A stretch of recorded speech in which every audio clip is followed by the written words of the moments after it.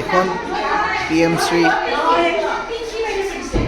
15 নং বেজেৰা প্ৰাথমিক বিদ্যালয় আৰু ইয়াত আয়োজন কৰা হৈছে ক শ্ৰেণীৰ শৈক্ষিক মেলা অনুষ্ঠানটিৰ বাবে প্ৰথমে এই ৰুমটো ক শ্ৰেণীৰ ছাত্ৰ ছাত্ৰীৰ উপযোগী হোৱাকৈ সজাই তুলিছে আৰু এই গোটেই কামখিনি শিক্ষক শিক্ষয়িত্ৰী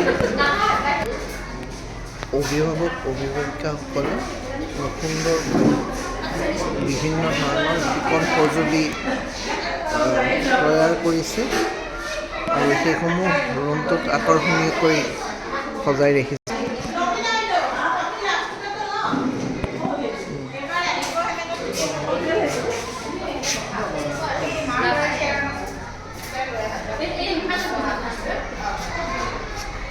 শিশুৰ বাবে উচ্চতা জুখিবৰ বাবে এটি উচ্চতা জোখক মাপযন্ত্ৰ, ওজন জুখিবৰ বাবে ওজন জোখা যন্ত্ৰ আৰু ইয়াতে কেইটামান কাউণ্টাৰ বনোৱা হৈছে। প্ৰথম কাউণ্টাৰটো হৈছে পঞ্জীয়ন, দ্বিতীয় কাউণ্টাৰটো শাৰীৰিক বিকাশ, তৃতীয় কাউণ্টাৰটো ভাষাৰ বিকাশ, চতুৰ্থ কাউণ্টাৰত সামাজিক আৱেগিক বিকাশ, পঞ্চম কাউণ্টাৰ বৌদ্ধিক বিকাশ, ষষ্ঠ কাউণ্টাৰ প্ৰাক সাংখ্যিকতাৰ দক্ষতা আৰু সপ্তম কাউণ্টাৰত পৰৱৰ্তী পদক্ষেপৰ আলোচনা।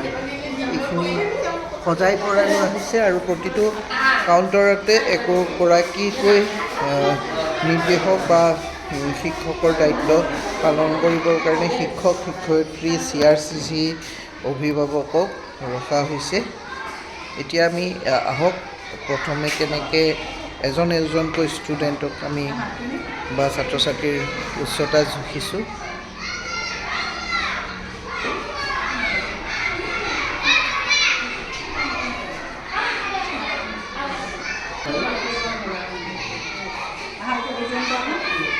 উচ্চতাৰ পিছত তাৰ ওজনটো জোখা হৈছে,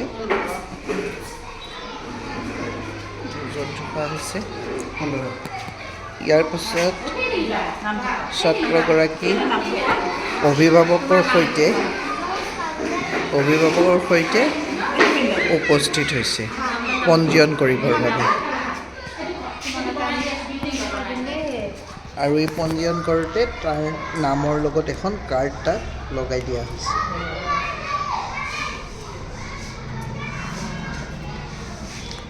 এতিয়া পঞ্জীয়নৰ পিছত কাউণ্টাৰৰ শাৰীৰিক বিকাশৰ ক্ষেত্ৰত আহিছে ষ্টুডেণ্টগৰাকী আৰু তেওঁক এখন কাৰ্ড দিয়া, এখন কাৰ্ড এখন তেওঁক প্ৰদান কৰিছে। এতিয়া তুমি মোৰ লগত খেলিব লাগিব, হয়নে নহয়? খেলিবা নে নেখেলা? খেলিবা, খেলিম দুইটাই। এতিয়া ষ্টুডেণ্টজনক খেলিবৰ কাৰণে আগবঢ়াই লৈ যোৱা হৈছে।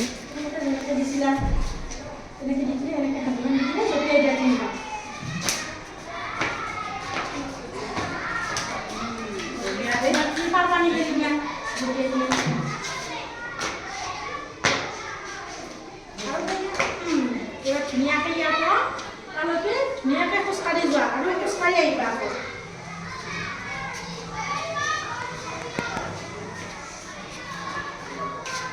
ছাত্ৰজনে সুন্দৰভাৱে এডাল ৰছীৰ ওপৰেৰে খোজকাঢ়িছে। এয়া কাউণ্টাৰ নং 2 শাৰীৰিক বিকাশৰ কাম চাইছে, কাৰণ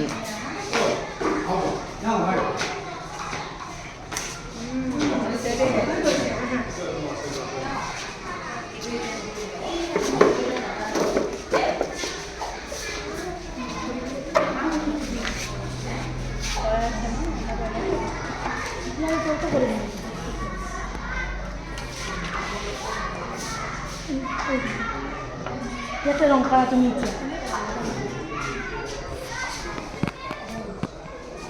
এতিয়া ছাত্ৰগৰাকীক ৰং কৰিব দিয়া হৈছে। এতিয়া ছাত্ৰগৰাকী 3 নম্বৰ কাউণ্টাৰলৈকে গৈছে। 3 নম্বৰ কাউণ্টাৰ আছে ভাষাৰ বিকাশ।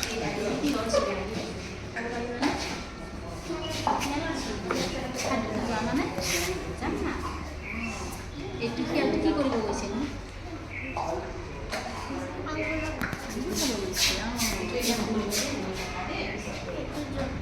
জঁপিয়াই আছে। এইটো লগ নাপালে, এইটো গুচি গ'ল। ভাল দেই, মানুহবিলাকে আগবাগ কৰিব পাৰা, আগবাগ কৰিব কেনে ফুলাকি দেখিব পাৰা, ফুলাকি দি আছোঁ। এতিয়া ছাত্ৰজনক ফুল আঁকিব দিয়া হৈছে।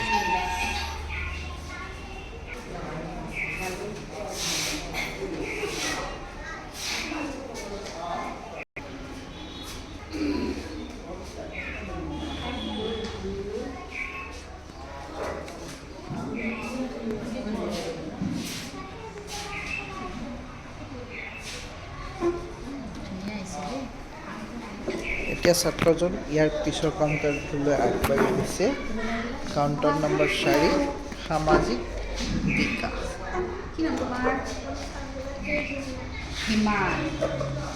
হিমানে এইটো কি কালাৰৰ দিছা? বগা। আচ্ছা ঠিক আছে, আমি কালাৰ খেলিম দেই। এইটো দেখিছানে? এইটো বেলুন হয়, এইবোৰ এইটো বেলুন হয়নে? এইটো বেলুনবোৰ কালাৰ মিলাই দিয়া, মেটচ কৰি দিয়া।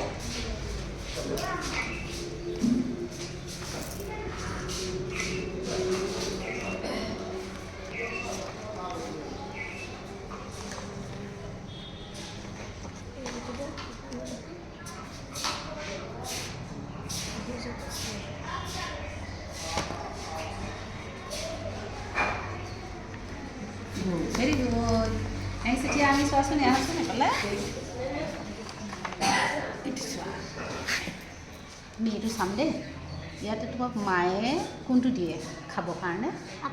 কোনটো আপেল দিয়ে খাবৰ কাৰণে? এইটো দিয়ে। তাৰপিছত তুমি যেতিয়া আধা খোৱা হৈ যায় তেতিয়া কোনটো হৈ যায়?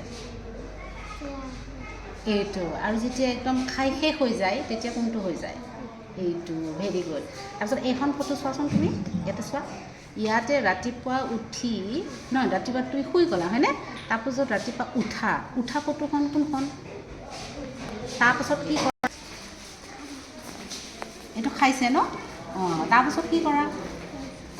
কাপোৰ পিন্ধিছা। তাৰপিছত ক'ত যোৱা? স্কুলত গুচি যোৱা। আচ্ছা ঠিক আছে। তোমাক মায়ে আপেল দিয়ে নে খাব? আপেল দিয়ে খাব। আপেলটো দিয়াৰ লগে লগে কি কৰা? দিয়া। ইয়াতে চোৱাচোন, আপেলটো দিয়াৰ লগে লগে কি কৰিব লাগিব কোৱাচোন? ইয়াতে কি ফটো আছে চোৱাচোন, ভালকৈ চোৱা, মন দিয়া। অঁ, ধুই পেলাই খাব লাগিব। ধুই পেলাই কাটি পেলাই প্লেটত লৈ খাব লাগিব হয়নে? ফটো চোৱা, গাজৰ কোনটো? গাজৰৰ ৰং কি? ইয়াতে চোৱা, কোৱা কোনটো? এইটো। কেপচিকাম কোনটো? এইটো। ৰং কি? এইটো। এবাৰ এইটা চাম দেই। তোমাৰ ঘৰত কোনটো আছে নে কিবা? এইয়া কোনটো গৰু? অঁ, এতিয়া নাই। কেনেকুৱা গৰুটো কোনটো বাৰু? মই নাজানো। এইটো গৰু। আচ্ছা, আৰু কি আছে? জংঘলত কোনটো থাকে কোৱাচোন? ৰুটিত যাব লাগে। তুমি জানা তাৰমানে। ঠিক আছে, এইখিনি চালোঁ। এতিয়া মই আহিম ইয়াতে। ঠিক আছে, ইয়াতে কোৱা কোনটো হাঁহি আছে? ইয়াৰে চোৱা কোনটো হাঁহি আছে? হাঁহি আছে। খং কোনটো কৰি আছে? এইটো হাঁহি আছে। খং কোনটো কৰিছে? আৰু দুখত কোনটো আছে? এই তুমি জানা, তুমি চব জানা হয়নে? Very good. তোমাৰ ইয়াতে হৈ গ'ল। পেলাই যোৱা। এয়া কাউণ্টাৰ নম্বৰ 5 বৌদ্ধিক বিকাশ। ছাৰে বৌদ্ধিক বিকাশ মায়ে কয়নে সেইটো দেউতাই কয়? নাই তাই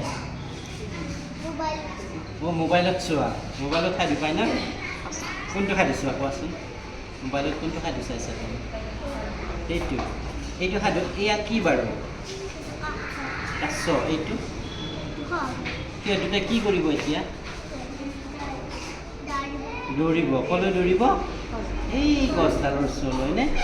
এতিয়া চোৱা সিহঁতে দৌৰি আছে হয়নে দৌৰি গৈ গৈ কোনে প্ৰথমতে পাইছে কোন দৌৰিছে আগত পাছত কোন আছে কাছ আছে তাৰপিছত চাবা দেই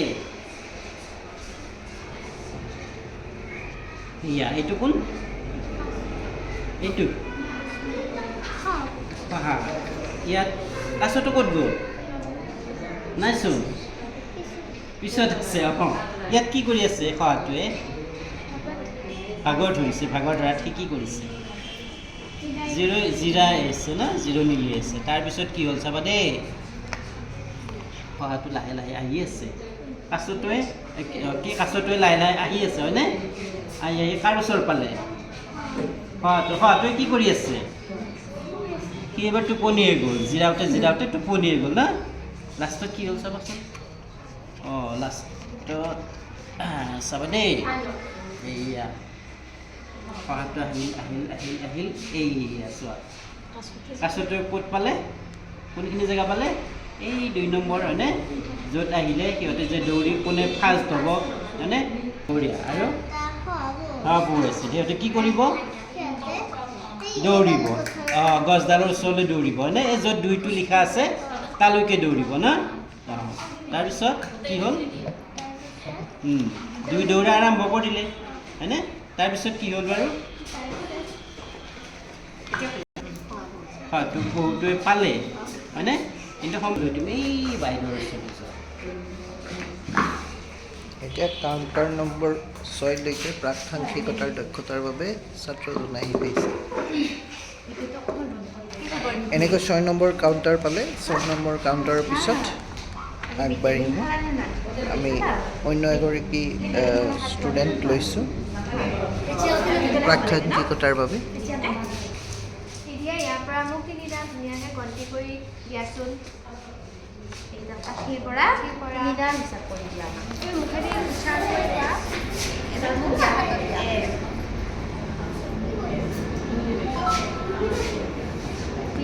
ভুল এবাৰ আকৌ খেলি কৰিছোঁ এবাৰ ইয়াৰ পৰা আকৌ হাতডাল দিম গুড গাৰ্ল